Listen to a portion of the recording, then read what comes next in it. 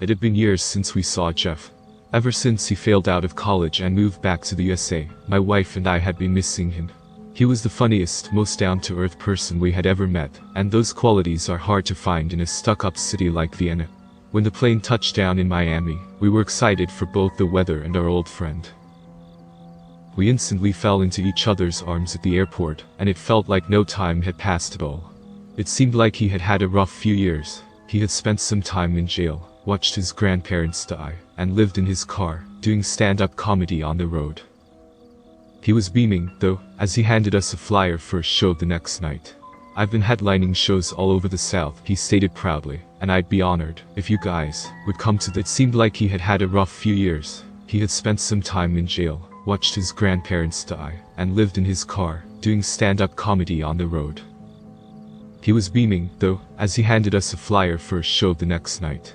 "I've been headlining shows all over the South," he stated proudly, "and I'd be honored if you guys would come to this one. Of course, you probably already heard a lot of my jokes before, but you know how comedy is.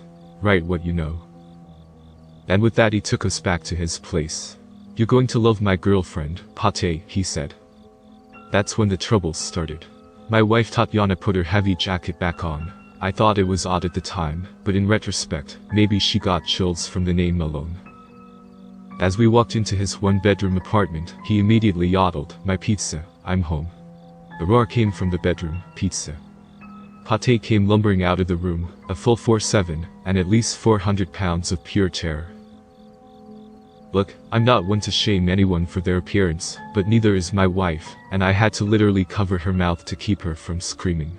I don't know if that was out of politeness or self-preservation on my part, and I likely never will.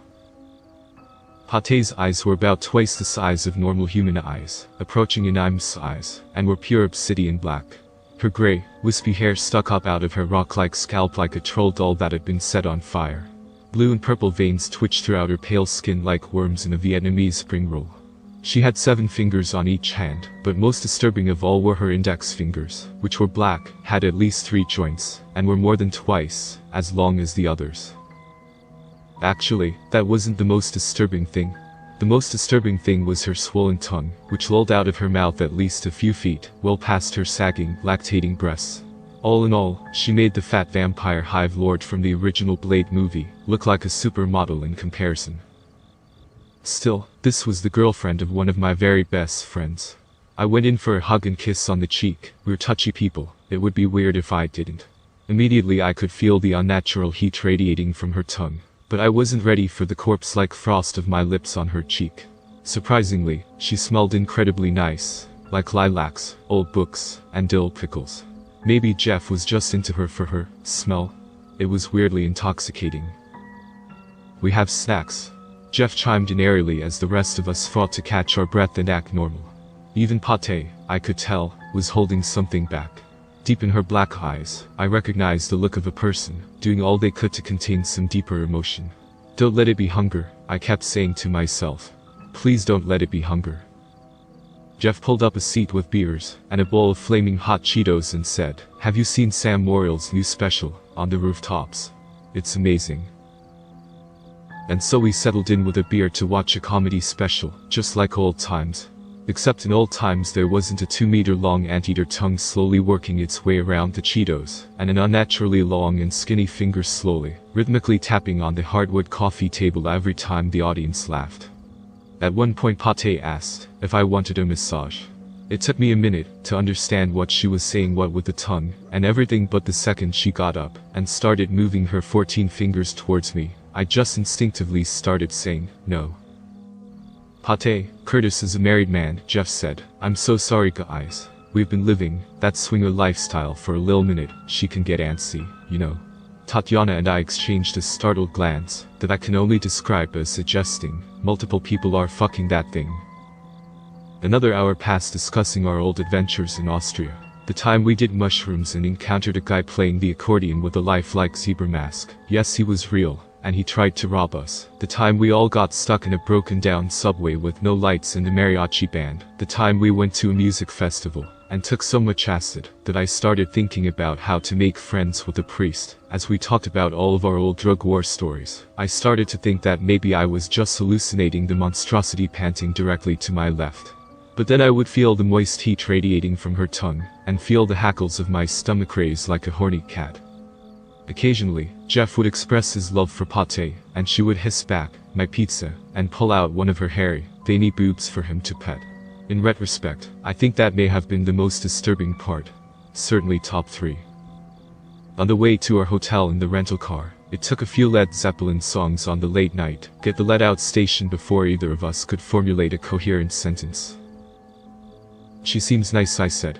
"Jeff has never been shallow, and you shut the fuck up right now," Taddy said. "You shut the fuck up immediately."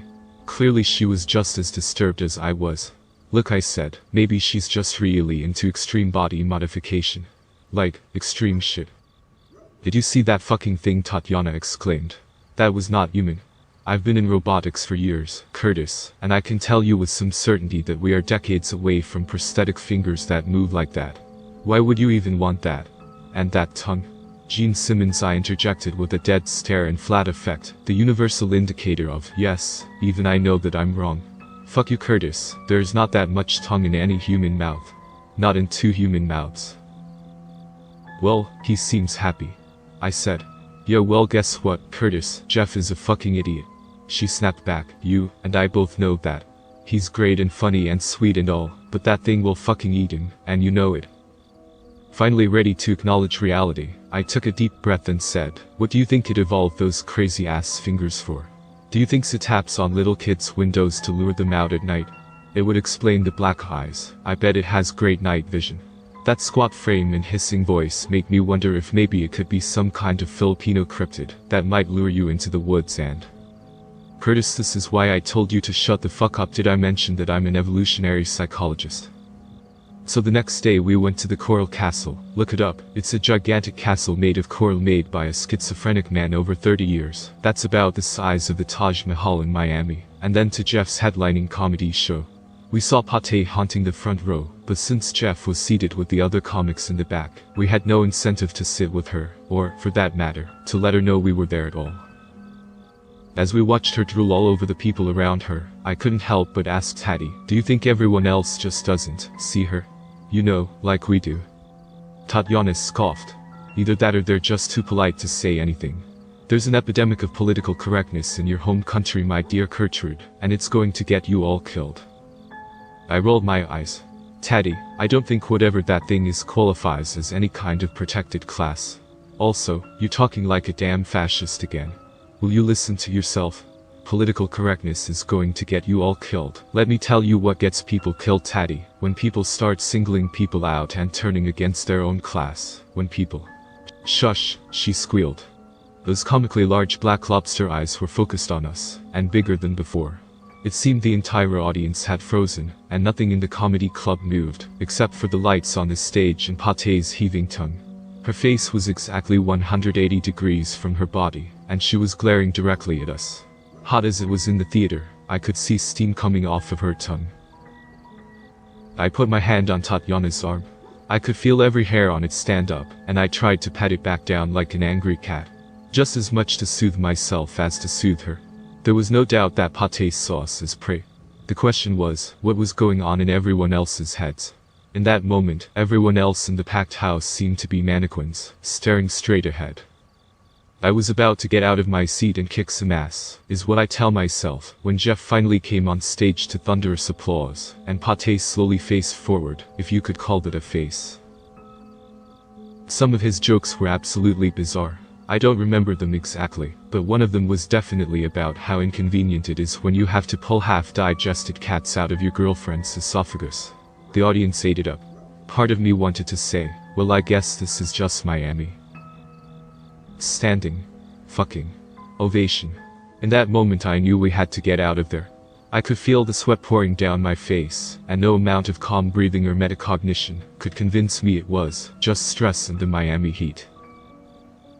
But then I saw Tatiana crying and feeling her neck. "Curtis, we have to go," she said. "I think I have tics."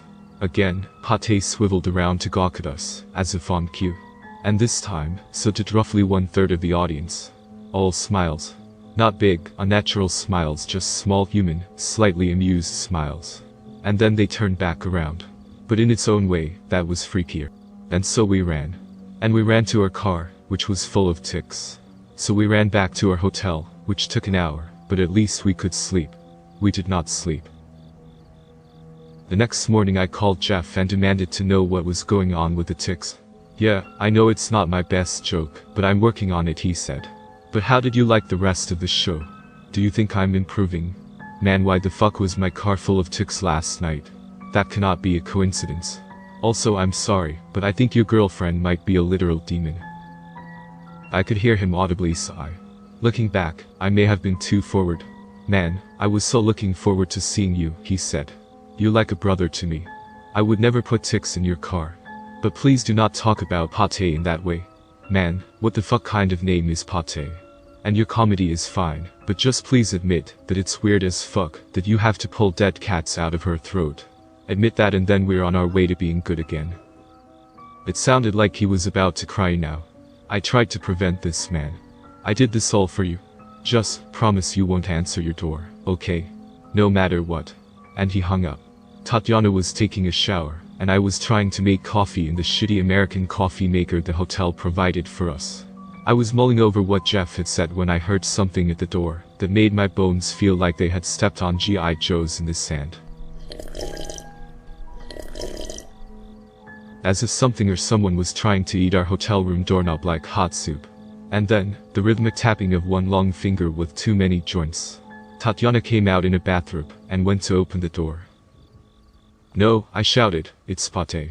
She turned to me, blood drained from her face, and said, then this door may not be opened. I will say, I'm getting weirdly horny. I doubt Teddy is down, since I can still hear her crying, but the more I think about it, some demon tongue wrapped around my dick, while I play with some pale saggy, hairy, veiny boobs is starting to sound really nice, actually.